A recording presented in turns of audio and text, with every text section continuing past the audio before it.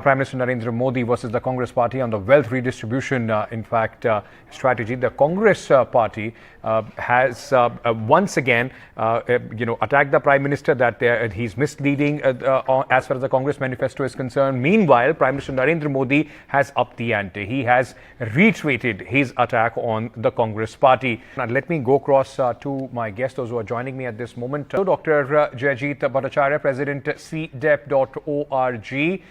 Policy specialist and economist, is also with us this evening. Thank you so much to all for joining us on NDTV. Let me start with you, Dr. Jayajit Bhattacharya. India is one of the most inequitable societies. I mean, it is something that has been reported time and again. We have seen various data to support that. In that context, how do you see this wealth redistribution debate? Is it, in fact, being just politically misleading by saying somebody will grab somebody's money and give it to others? And is there a need at all for all these conversations to take place ahead of 2024 elections when people are talking about inheritance tax and wealth redistribution? India is certainly a very unequal economy. And there's no doubt that if there is more equality in the economy, there'll be less crimes, more prosperity, and so on and so forth. But having said that, there are ways and means to bring that equality. One of the means is to enable those who are disadvantaged to be able to get an education or get the resources and be able to earn more. The second way is to redistribute wealth by taking away wealth from those who have it to those who don't have it. One of the ways to do it is taxation, and we are in that process. It's not that wealth redistribution is not happening as of now, but happening in a more acceptable manner.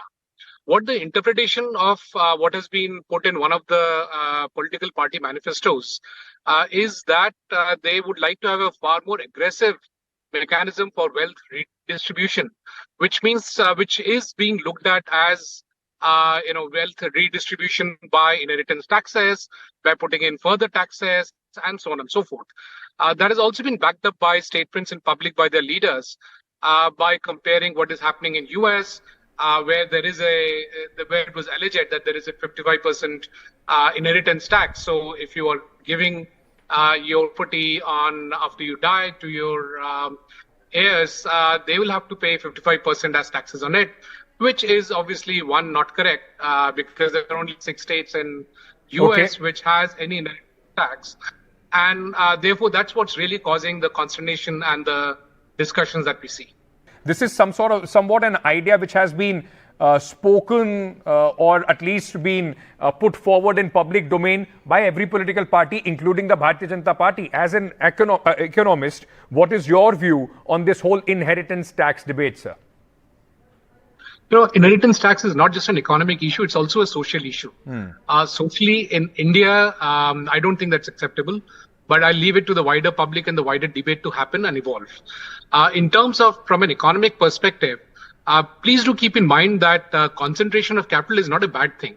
Without concentration of capital, one will not be able to have the large industries that is needed to power an economy like India. Now, imagine if, let's say, there's an industry run by, let's say, builders, and after one scion dies, the next one gets only 50% of the shares. What is the ability for this entity to be able to then generate more wealth from there onwards? It gets diminished. Even though we keep saying... But should there be a threshold? I mean, that is what has also been put forward as an idea, that there should be a threshold. Beyond that, if you have some sort of money, then possibly there should be some inheritance tax that should be put forward. I mean, these are just the ideas that people are talking about, examples that people are giving out.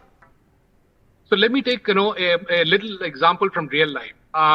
Let's look at what happened in Uganda, where there was a concern that there is high amount of inequality and Indians settled there are having disproportionate amount of wealth, and the Ugandans are being relegated to a second-class citizen. So what they did was they threw away all the Indians and took away their industries, took away their farmlands, took away everything, and said we'll redistribute it to the Ugandans. Now, both the Indians suffered massively, obviously, but the Ugandan economy completely tanked. That obviously is an extreme example.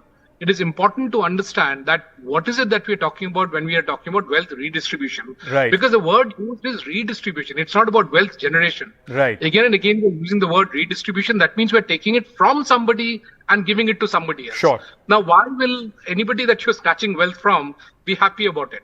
And on what democratic principles are we doing it? There's mobocracy, where I'm saying that I will decide what I will do with your wealth. It's Okay. not that all of us are deciding how we will operate. Of course, We're deciding